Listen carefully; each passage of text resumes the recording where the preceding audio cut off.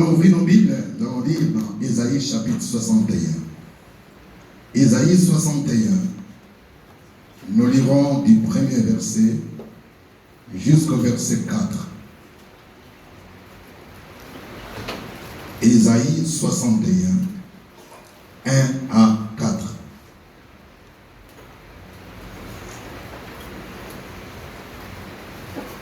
Nous lisons la parole.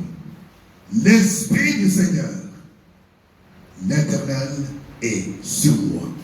Car l'Éternel m'a oint pour porter de bonnes nouvelles aux malheureux. Il m'a envoyé pour guérir ceux qui ont le cœur brisé, pour proclamer aux captifs la liberté et aux prisonniers la délivrance, pour publier une année de grâce de l'Éternel et un jour de vengeance de notre Dieu, pour consoler tous les affligés, pour accorder aux affligés de Sion, pour leur donner un diadème au lieu de la cendre, une huile de joie au lieu du deuil, un vêtement de louange au lieu d'un esprit abattu, afin qu'on les appelle des térébins de la justice, une plantation de l'Éternel pour servir à sa gloire. Ils rebâtiront sur d'anciennes ruines, ils relèveront d'antiques décombres, ils renouvelleront des villes ravagées, dévastées depuis longtemps. Amen.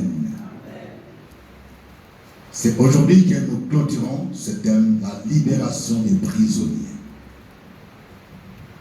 Le ministère de Jésus-Christ est un ministère de libération, de brisement de chaînes. Jésus lui-même a repris cette prophétie d'Ésaïe. Quand vous lisez dans Luc chapitre 4, la première prédication de Jésus après avoir jeûné, la Bible nous dit que quand il est entré dans la synagogue de Nazareth, on lui remis les livres du prophète Ésaïe et il a lu. Il a repris cette parole pour dire que cette parole s'accomplissait en lui. L'Esprit du Seigneur, l'Éternel, est sur moi. Il m'a oint. Jésus a reçu l'onction sans mesure. Et cette onction, il la communique à ses enfants. Il la communique à ceux qui marchent avec lui. Il m'a oint pour faire quoi? Nous allons voir 4 choses que l'onction fait. Avec 4 différents types de personnes. 4 choses. Et lorsque nous chantons ce matin, que ton onction vienne sur moi, nous devons nous attendre à ce que ces choses se manifestent dans notre vie. La première chose, l'onction est là pour ceux qui sont malheureux, pour annoncer la bonne nouvelle aux malheureux. Quelqu'un peut dire annoncer la bonne nouvelle aux malheureux. Il m'a oint pour annoncer la bonne nouvelle. L'onction, c'est cette capacité surnaturelle que Dieu nous donne pour faire quelque chose, pour les servir. On ne peut pas être dans l'église comme des gens figuratifs. Non, il faut faire quelque chose. Il m'a oint pour faire quelque chose. Il te donne une capacité. Le Saint-Esprit vient te communiquer la capacité d'annoncer la bonne nouvelle aux malheureux. Les malheureux, c'est qui? Les malheureux, ce sont ces personnes qui continuent encore à adorer le Dieu des bois, le Dieu des forêts. Ils ignorent que Jésus a déjà tout accompli sur la croix. Ils sont malheureux. Ils recherchent la solution chez les marabouts. Il y a des gens pour obtenir un poste, pour être nommé quand il y a campagne. C'est pourquoi chaque fois qu'il y a des élections, à quelque niveau que ce soit, on remarque des phénomènes, des sacrifices, des enlèvements. Parce qu'il y a des gens dans leur pensée, on leur dit que pour que tu sois élu, il faut que tu sacrifies. Même s'il faut sacrifier les membres de famille, même s'il faut sacrifier les voisins. Et ils sont malheureux. Quelqu'un dit ils sont malheureux. Ils sont malheureux parce qu'ils ignorent qu'il y a quelqu'un qui s'est déjà sacrifié une fois pour toutes. il s'appelle Jésus-Christ Nazareth, l'agneau de Dieu. Moi, je n'ai plus besoin de sacrifier un animal. Je n'ai plus besoin de sacrifier mon frère. Je n'ai plus besoin de sacrifier mon fils. Parce que Jésus a déjà tout accompli. Quand il est mort, il a dit, tout est accompli. Dans l'ancien temps, les sacrifices dans la sacrificature aronique, c'était des sacrifices répétitifs. C'est-à-dire que chaque année, on devait venir immoler. Il fallait venir avec une brebis, avec un bœuf. Si la famille était pauvre, peut-être un animal qui était petit. Au temps de Jésus même, il y a ceux qui amenaient les pigeons, les tourterelles. Parce qu'on ne venait pas dans la maison de Dieu les mains vides. Et chaque année, imaginez-vous, si par exemple vous venez confesser les péchés devant un pasteur, on ne venait pas les mains vides. Vous venez avec une brebis. Combien ça coûte? Toutes les fois que vous commettez les péchés, il faut venir avec brebis. Quand vous voulez adorer le Seigneur, on a fait un sacrifice qu'on appelait l'Holocauste. Il fallait venir soit avec une brebis ou bien avec un bœuf. Vous savez ce que les bœufs coûtent, surtout pendant la période de Tabaski. Il y a des bœufs qui atteignent 800 000 francs. La Bible déclare que dans le lieu très saint, la troisième partie du tabernacle, tous les sacrificateurs n'avaient pas accès. C'est seul, celui qu'on appelait les souverains sacrificateurs, Aaron, qui pouvait entrer dans le lieu très saint. Parce que c'est là que se trouvaient les coffres sacrés qu'on appelait l'Arche d'Alliance. Il entrait une fois par an, les jours qu'on appelait les jours du grand pardon, en hébreu les Yom Kippour. Et lui-même, il devait d'abord offrir des sacrifices pour lui-même, en tant que pécheur. Parce que quand tu rentres là, et que tu rentres avec les péchés, tu ne vas pas sortir, tu vas mourir. Et après, il offrait des sacrifices pour le peuple. Chaque année, parce que la Bible nous dit que ces sacrifices ne pouvaient pas ôter les péchés. Seul le sacrifice de Jésus peut ôter les péchés du monde. Voilà pourquoi, quand Jean-Baptiste a vu Jésus, il a dit à ses disciples, voici l'agneau de Dieu qui ôte les péchés du monde. Il est de notre devoir donc d'avoir compassion de ces malheureux. Des gens qui ignorent que Jésus s'est déjà sacrifié une fois pour toutes. Ce sont ces malheureux à qui nous devons aller annoncer la bonne nouvelle. Ces malheureux, ce sont ces femmes qui sont abandonnées par leur mari. Il y a même celles qui veulent se tuer et se disent non, je suis un bon à rien. Et un cherche de solution. Il faut aller leur dire que c'est Jésus-Christ qui est la solution. Jésus a dit, je suis le chemin, la vérité, la vie. Nul ne vient au Père autrement que par moi. Les malheureux, ce sont ceux qui sont esclaves du sexe, esclaves de l'impudicité. J'ai rencontré un jour une jeune fille qui n'avait que 18 ans, qui m'a avoué que chaque jour, elle ne pouvait pas dormir sans sortir avec au moins une personne. Même pour les mariés, ça ne se fait pas comme ça. Quand quelqu'un considère malheureux, et nous avons des amis qui sont comme ça, malheureux.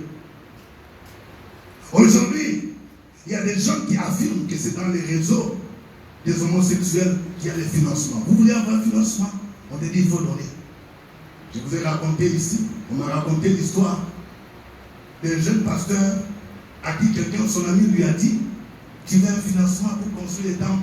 Moi je connais des personnalités qui peuvent vous financer. Si vous leur donnez moins là, c'est 10 millions. Mais il peut donner même jusqu'à 50, 100 millions. On va chercher l'audience. Il a cherché l'audience et puis on l'a reçu. Le protocole demande, parce que c'est vous et le boss va recevoir, oui. Et on lui demande, est-ce que tu as préparé les gels? Il a demandé quel gel? On ne t'a pas dit. Ici, quand on vient, on prépare les gels pour mettre derrière. Donc, il y a des gens que vous voyez, pour avoir l'argent. Vous les voyez, il va à Dubaï, il va en France, il va aux États-Unis. C'est avec le gel, l'argent qui vient des gels. Quelqu'un dit, je refuse. Ils sont malheureux. Et ils ont besoin de la parole, de l'évangile pour les libérer. La Bible dit, vous connaîtrez la vérité et la vérité vous affranchira. Quelqu'un ne peut pas affirmer qu'il est chrétien et en même temps il est dans ses raisons mystiques. Non, c'est impossible. Ou bien tu es chrétien ou tu ne l'es pas. J'entends les gens dire oui, je suis chrétien, mais on est africain. Mais ça veut dire quoi? Quand tu entends quelqu'un dire ça, ça veut dire qu'il est encore de l'autre côté. Oui, je suis chrétien, mais en tant qu'Africain, il est encore canari. Comment tu peux dire que tu es chrétien? Tu confesses celui qui est mort sur la croix de Golgotha et tu es encore canari? C'est que tu ne crois pas que Jésus est Seigneur. Un Seigneur, c'est celui qui a tout pouvoir. La Bible déclare que tout genou fléchit devant Jésus et toute langue confessera que Jésus-Christ est Seigneur à la gloire de Dieu le Père. Tu n'as plus besoin d'une protection encore. Donc l'onction est là pour annoncer la bonne nouvelle à ces malheureux. C'est pourquoi dans Jean, dans Actes chapitre 1, verset 8, avant de monter, Jésus a dit à ses disciples, vous recevrez une puissance. Le Saint-Esprit survenant sur vous, et vous serez qui? Mes témoins. En commençant par Jérusalem, la Judée, la Samarie et jusqu'aux extrémités de la terre. Votre Jérusalem, c'est votre famille. Dis à ton voisin, tu dois annoncer l'évangile à ta famille. Quand tu viens ici et que ta servante reste à la maison, ce n'est pas normal. Hein? Il y a des gens dans le Saint-Esprit qui vous voient. Tu viens là, tes enfants sont encore à la maison. Tu as ce devoir-là. Je vais vous dire une chose. Souvent, nos membres de famille ne se convertissent pas à cause de notre mauvais témoignage. Tes enfants ne peuvent pas venir à Jésus si tu vois encore la méchanceté. Ils voient combien tu décolles. Lorsque ta fille voit que tu sors avec une fille de son âge, et quand tu vas dire, allons à l'église, il va te bouder. Mais il va pas, est-ce que toi tu appliques même ce qu'on vous prêche? Le meilleur moyen d'évangélisation, c'est notre transformation de vie. Il faut que les gens voient les changements. La Bible nous dit, dans 2 Corinthiens 5, verset 17, si quelqu'un est en Christ, il est une nouvelle créature. Les choses anciennes sont comment? Sont passées. Toutes choses sont devenues nouvelles. Première chose, l'onction est là pour annoncer la bonne nouvelle. Deuxième catégorie, l'onction est là pour guérir le cœur brisé. Il m'a envoyé pour guérir le cœur brisé. Les gens qui ont le cœur brisé, ce sont ces gens qui sont victimes de blessures intérieures. Les gens qui se sentent mal aimés. Vous savez, les blessures intérieures commencent au niveau de la famille. À partir de l'enfance. Un enfant, par exemple, qui ne connaît pas son père, ou bien dont le père n'a pas reconnu la paternité, il vit dans une famille monoparentale, élevé peut-être par sa mère. Je connais des enfants comme ça, ils sont déséquilibrés. Une maman qui m'a dit, mais mon fils, je lui donne tout. Tout. Parce que sa maman travaille, il a un bon salaire. Mais mon fils n'est pas satisfait. Il dit, où est papa? Où est papa, maman? Je suis obligé de dire, non, voilà, papa, il est parti en voyage. Mais il est parti en voyage, aujourd'hui, il y a Facebook, il y a WhatsApp. Donc, un enfant comme ça a des blessures. Des blessures intérieures ne peuvent pas se soigner à l'hôpital. Aujourd'hui, il y a la psychologie, il y a la psychiatrie. Les psychiatres peuvent aider en leur manière. Mais seul Jésus, par l'onction du Saint-Esprit, qui est capable de guérir les cœurs brisés. Et une jeune fille qui a été victime du viol, peut-être parmi vous, il y a ceux qui ont été victimes du viol. Les viols affectent une personne. Tu es là. Tu n'as pas voulu le faire. Pour certains, ça peut être un cousin, un voisin. Il t'a trompé. Et puis il t'a violé peut-être à 8 ans, peut-être à 12 ans. Ça traumatise la personne. La personne grandit avec des blessures intérieures. Ça déforme même les caractères. Il y a des gens, par exemple, qui sont allergiques aux hommes. Vous voyez une jeune fille, quelqu'un qui ne veut pas des hommes. Mais il a un problème. Elle a un problème en elle-même. Il se dit, tous les hommes sont mauvais. Quelqu'un qui a été violé peut même connaître l'endurcissement, l'incrédulité. C'est-à-dire, Il voit même que Dieu est méchant. Il se dit, pourquoi Dieu n'a pas empêché ça? Quand vous lui parlez de l'amour de Dieu, elle se sent révoltée. C'est parce que son cœur est brisé. Elle a besoin d'amour. Elle n'a pas expérimenté l'amour. Il a expérimenté que la brutalité. La brutalité sexuelle, la brutalité au niveau de sa famille, la brutalité même à l'école. Il y a des gens qui grandissent avec ça, à l'école. Tu tombes entre les mains d'une maîtresse méchante. Un instituteur méchant, dis-toi, tu es un vaurien. Il y a même des gens qui développent ces sentiments. À un moment donné, moi, je voulais me suicider. J'avais des problèmes. J'ai pris des pilules, une fois me dit, il faut prendre ça. Et heureusement, quelqu'un est venu me trouver et dit, qu'est-ce que tu fais? Ça, ce sont des blessures intérieures. Et Jésus dit, il m'a oint pour guérir les cœurs brisés.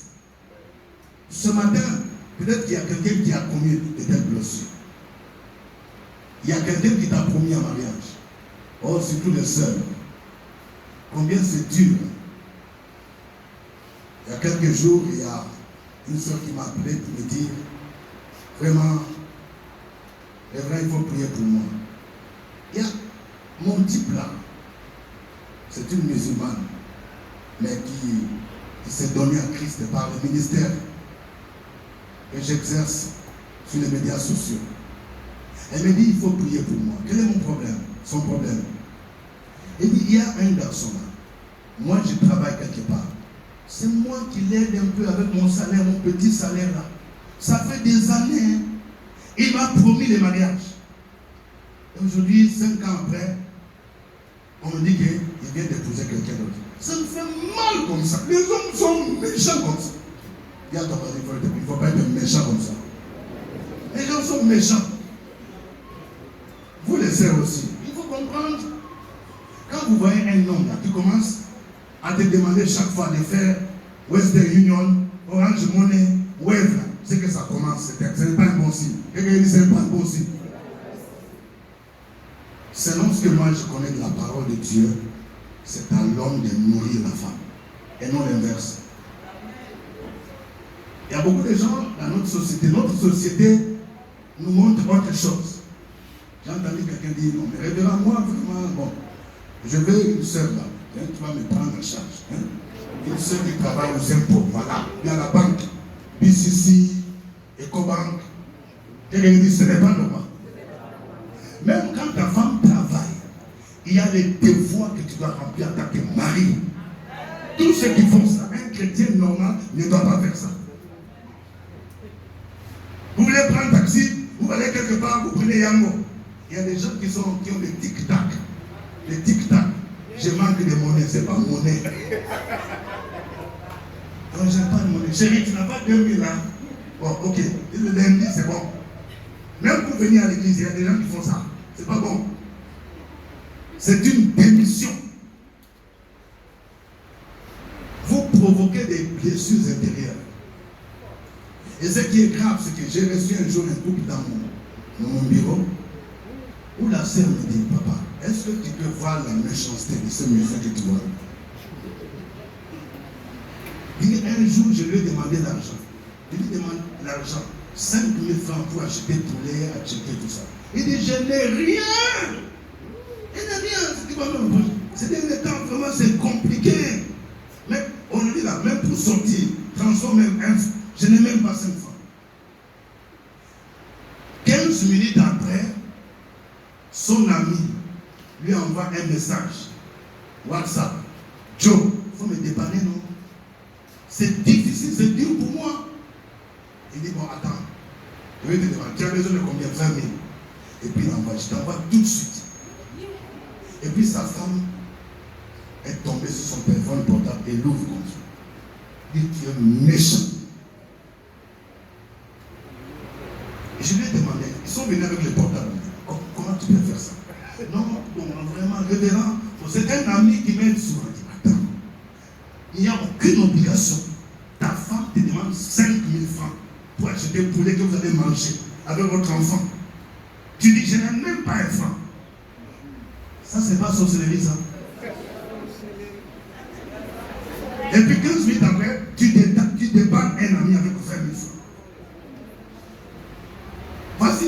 Comment les gens créent des blessures. Oh, la femme commence à dire, hé Seigneur, est-ce que c'est l'homme qu'il fallait que j'épouse?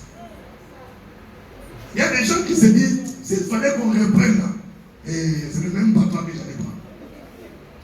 Parce que tu en as marre. Mais Jésus est venu pour toi. Pour guérir ton cœur brisé. Ce qu'un homme ne peut pas t'apporter, c'est Jésus qui peut t'apporter ça. L'amour que tu n'as pas reçu auprès des hommes, l'amour que tu n'as pas reçu auprès des parents, c'est Jésus qui est capable de t'apporter cet amour. Un amour vrai, un amour agapé, un amour inconditionnel. La Bible dit que Dieu prouve son amour envers nous, alors que nous étions encore des pécheurs. Christ est mort pour nous. L'onction est là pour guérir ceux qui ont le cœur brisé. Le cœur brisé. C'est les gens aussi qui ont été escroqués. Vous savez, il y a des gens qui sont spécialistes en escroquerie. C'est pourquoi il faut être prudent. Dis à ton voisin la prudence. Dis à ton voisin la prudence. Il y a un de mes fils qui avait un magasin. Dans les années antérieures, m'a raconté quelque chose. Il vendait des pièces, des wax. Des wax, des super wax. Ça commence à partir de 40, 50 000 francs. En Afrique centrale, ça se vend $100, 60, 65 000. Il avait ça dans les magasins. Il vendait des choses de luxe. Alors il me dit, un monsieur est venu en costume. Les grands escrocs, parfois, ils sont en costume.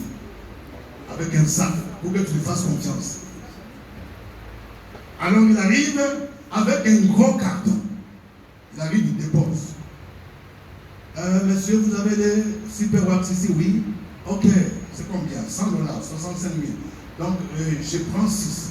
Ça, 1, 2, 3, 4, 5, 6. Ok, emballez. Mettez dans le sachet. Mettez dans le sachet. Ok, c'est combien? Ici, $100. Donc, à peu près 350 000 francs. Il dit, ok. Donc, il prend les sachets. Il dit, ok, j'ai oublié la monnaie dans la voiture. Et il laisse son gros carton là. Il sort avec sachet. Le monsieur attend 5 minutes. Il ne voit personne. 10 minutes. Il ne voit personne. 20 minutes. Il dit, aïe. Mais ce monsieur, comment? Attends, je vais voir la voiture. Il n'y avait même pas auto. Il n'y avait même pas moto. Bon, il s'est dit, ok, peut-être qu'il va rentrer. Comme il a laissé ce gros carton où il y a beaucoup de choses ici.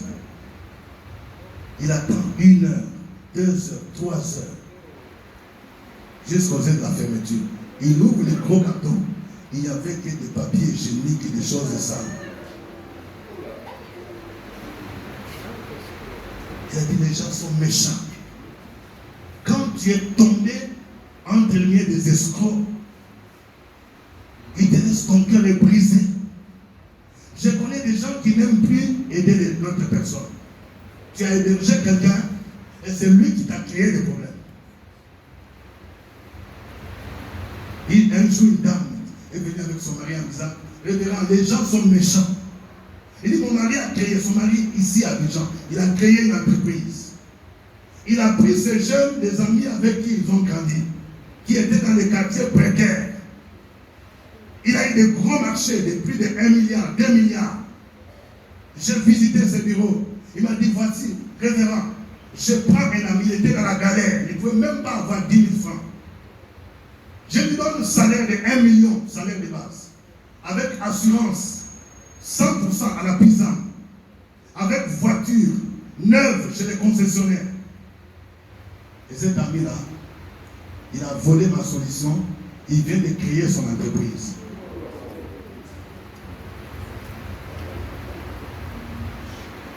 Il a dit, les gens sont méchants, est-ce qu'on peut encore faire du bien aux gens? Ces gens, ce sont les gens qui ont les cœurs brisés. Je lui ai dit, il y a des gens qui sont ingrats. Ça va te donner des leçons. Mais la Bible nous dit, ne nous lassons pas de faire du bien. Nous maçonnerons au temps convenable. Je vais parler à quelqu'un. Peut-être que tu étais victime de l'ingratitude. Tu as fait du bien. mais les gens ne le reconnaissent jamais. Mais sache que si tu l'as fait pour Jésus-Christ, Jésus va te récompenser. Si les gens ne le reconnaissent pas, Jésus le reconnaît. Il va te récompenser. Tu as besoin d'être guéri parce que ton cœur est brisé. C'est pourquoi l'onction est là pour apporter la guérison. Troisième catégorie de personnes. L'onction est là pour proclamer aux captifs la délivrance et aux prisonniers la liberté. Vous voyez? Les captifs, les prisonniers, ce sont des gens qui sont enchaînés. Ils le sont sur le plan spirituel. Hier, pour ceux qui étaient là, j'avais expliqué comment le diable peut enchaîner quelqu'un sur le plan spirituel. Nous avons vu qu'il y a des gens qui sont dans des cavernes. Le prophète Ésaïe, dans Ésaïe 42, va dire, c'est un peuple pillé et dépouillé. On les a enchaînés dans des cavernes. Les cavernes sont des lieux de refuge. Quand les gens fouillaient la mort, c'est dans la caverne où ils allaient. Quand David fouillait Saül, David nous dit, et il entra dans la caverne, parce qu'il avait peur de la mort. Pendant que Dieu lui a promis la royauté. Nous avons vu que quand Élie, après avoir défié les 450 prophètes de Baal, il a reçu la menace de Jézabel. Il avait peur, il est parti même, il a demandé la mort. Il était découragé. Il a oublié tout ce que Dieu a fait pour lui. Peut-être qu'il y a quelqu'un qui ressemble à Élie. Et la Bible dit qu'il entra dans la caverne parce qu'il avait peur de Jézabel. Je suis venu dire à quelqu'un ce matin, il y a un esprit de Jézabel qui te poursuit et tu penses que tu ne vas plus vivre. J'aimerais te dire que Jézabel ne va pas te tuer, le temps de ta mort n'est pas encore arrivé. Tu vas dire comme David, non, je ne mourrai pas, je vivrai, je raconterai les merveilles du Seigneur. Et c'est pourquoi Dieu a dit à Élie, sors de la caverne. Quelqu'un dit, sors. Il y a des gens qui sont dans la caverne de peur, tu vis dans la peur. La caverne de complexe d'infériorité. Il y a quelqu'un, tu penses que tu es vilain. Tu penses que tu es vilain. Tu penses que tu ne peux rien. Non, ça c'est une caverne dans laquelle l'ennemi t'a plongé. Dieu n'a jamais créé quelqu'un vilain. Celui qui souffre d'un complexe d'infériorité ne peut pas avancer. Celui qui vit dans la peur ne peut pas avancer. Quelqu'un a dit, l'homme qui a peur de faire des pas de foi, par peur d'échouer, a déjà échoué. Lorsque tu es dans la caverne, tu ne peux même pas avancer. Tu as peur d'acheter la voiture. Il y a des gens, quand Dieu te donne même les moyens. Cette année, il y a des gens qui ont prié pour demander des voitures neuves. Et je sais que vous en aurez. Mais quand ça sera les moyens, les moments là, il y a des gens qui vont te dire, il ne faut pas acheter une voiture neuve. Hein. Les sorciers des Adjoukou, les pauvres là du Nord, ils vont te bouffer. Il faut leur dire, moi je suis imbouffable. Quelqu'un dit, je suis imbouffable. Il ne faut pas avoir peur. C'est pas à cause de la peur qu'Abraham a fini par mentir. Vous voyez quelqu'un qui a peur de la beauté de sa femme. Il y a beaucoup de gens qui ont peur même de la beauté de leur femme. C'est-à-dire, il dit non, si ta femme est jolie, ton patron va la draguer. C'est pourquoi il ne faut pas que ta femme soit bien habillée. Quelqu'un dit c'est faux. Habille bien ta femme. Abraham regarde Sarah et dit, quelle beauté. Là c'est dangereux. Hein? En Égypte, les gens vont me tuer. Quand toi-même tu commences à prophétiser la mort, c'est pas bon. Quand ils verront, ils me tueront. Vous voyez, les gens qui sont dans les cavernes, c'est leur langage. Quand les gens verront, ils me tueront. S'ils voient ma maison, ils me tueront. S'ils voient ma voiture, ils me tueront. S'ils voient mon... j'achète pagne là, pagne qui vient de Ghana, pagne cher, ils me tueront. Dans les mariages là, notre mariage, non, il ne faut pas faire un grand mariage. Hein. Quand les gens verront, ils me tueront. Quelqu'un dit, il faut sortir de là. Il faut être un homme libre. Jésus est venu pour nous libérer. Pour que nous sortions de ces prisons. C'est pourquoi il dit, il m'a oint pour proclamer aux captifs la délivrance. Il y a ceux qui sont captifs sur le plan spirituel. captif des esprits des eaux, captif des esprits des maris de nuit, captif des femmes de nuit. Il te retient. Si quelqu'un, tu as l'habitude de voir des esprits des maris, il faut parler. Quand tu refuses d'un monsieur, il faut refuser. Ça se passe comme ça se fait physiquement. Il y a une soeur, quand elle voulait rompre avec un monsieur, il m'a dit, révérend, il y a un garçon qui me dérange. Papa, est-ce que tu peux venir? Je peux te donner son contact? Non. Tu vas le dire qu'entre lui et moi, c'est fini. Je dis, quand vous avez commencé, quelle est la bouche qui a dit oui? C'est ma bouche. C'est la même bouche là qui a dit oui. C'est la même bouche qui va dire c'est fini. Il y a des choses qui sont simples. Quelqu'un dit c'est simple. Oh, trouvé compliqué. Quelqu'un disait oui, je sais ce que je vais faire. Je vais lui demander de m'acheter portable iPhone, qui est 600 000 là. Quand il va refuser, je vais dire en même temps, c'est fini. Et mais tu risques de voir qu'il va acheter iPhone là. Tu n'as pas besoin de formules, tout le dit. Entre toi et moi, c'est fini. Je vivais dans le péché, publicité, je vais m'attacher à Jésus. Ne cherche pas de justification. Pourquoi? Je vais voir mon pasteur. Quelqu'un dit ce n'est pas normal. Marie de nuit, quand tu vois en songe, tu te réveilles, tu dis, toi Marie qui viens me déranger, je refuse.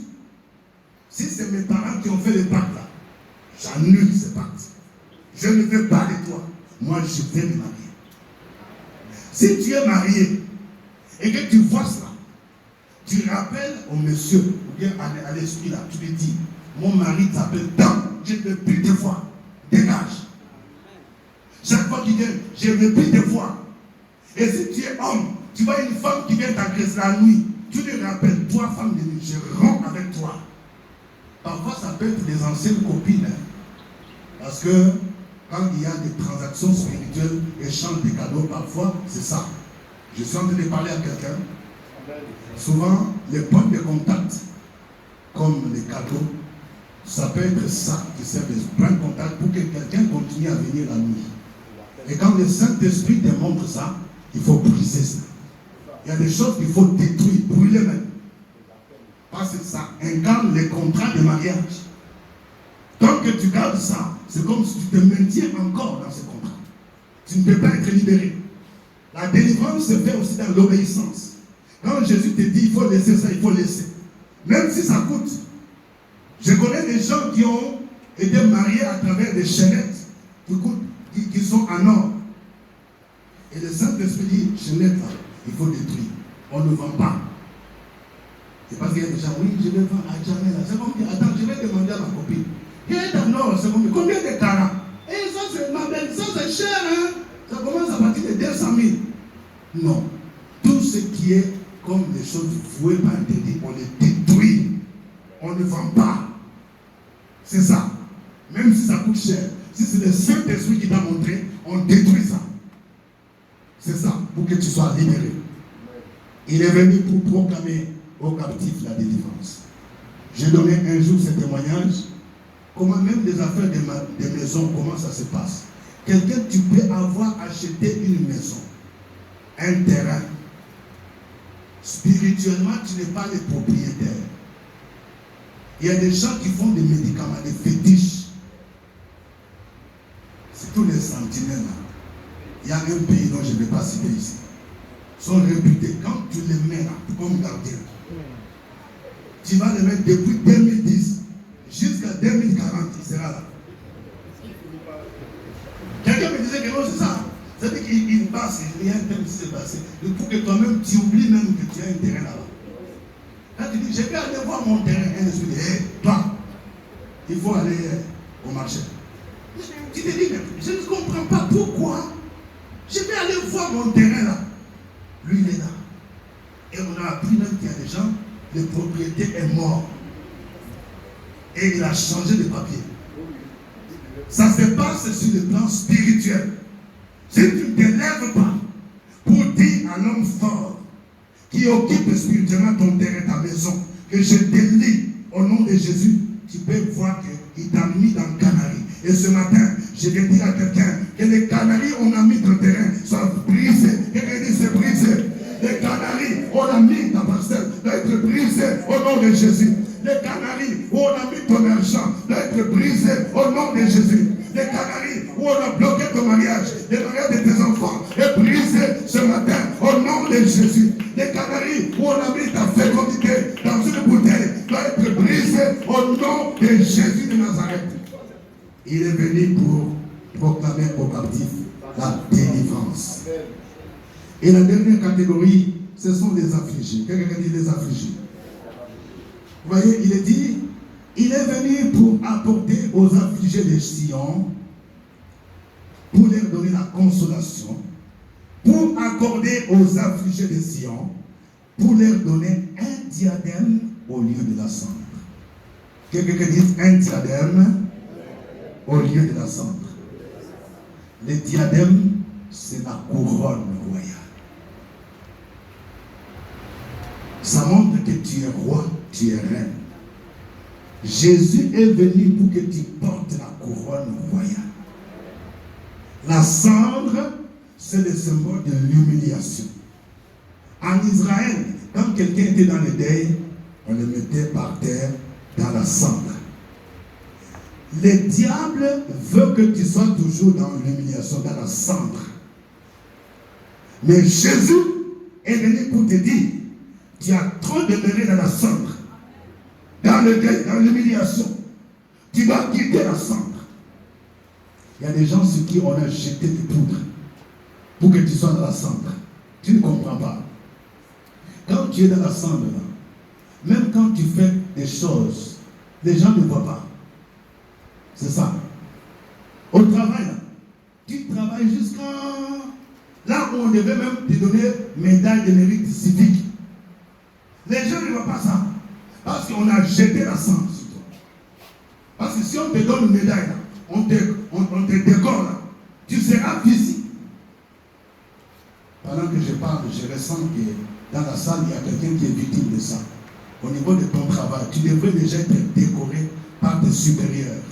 Mais parce qu'on a jeté la cendre sur toi, dans le nom de Jésus, quelqu'un dit, j'enlève la cendre, j'enlève la cendre, je quitte la cendre, je refuse la cendre, au nom de Jésus, je dois porter maintenant des diadèmes. Le Seigneur dit, il est venu pour te donner un diadème, une couronne royale. Les temps sont arrivés où le Seigneur veut te couronner. Les temps est venu où le Seigneur veut t'élever, veut élever tes compétences. Les compétences que tu as, que tes patrons n'ont jamais vues, tu seras récompensé. Je déclare que quelqu'un, avant la fin du mois, le 13e mois, on va te récompenser. Tu vas recevoir une prime spécialisée. Parce que le Seigneur lui-même va enlever la cendre, il va te donner un diadème. C'est ce qui s'est passé avec Mardochée. Mardochée était dans la cendre. Et pourtant, c'est lui, l'homme loyal, qui a déjoué la conspiration contre le roi Assuérus. Mais lui était toujours vigile, assis à la porte. C'est Aman qui a été élevé et qui est monté sur le cheval. Et cette parole de l'Ecclésiaste est valable, il a dit, j'ai vu des esclaves sur les chevaux et puis les princes à terre. Ce n'est pas normal. Quelqu'un dit ce n'est pas normal. Ce n'est pas normal que les esclaves sont ceux qui ne connaissent pas Jésus, ceux qui vont chez les marabouts, ceux qui font les fétichismes. Ce n'est pas normal qu'ils soient eux qui soient assis sur les chevaux. C'est-à-dire qu'ils sont élevés, ils sont glorifiés, ils sont décorés. Et les princes, les princesses, vous êtes par terre dans la cendre. Quelqu'un dit c'est fini. Je refuse la cendre.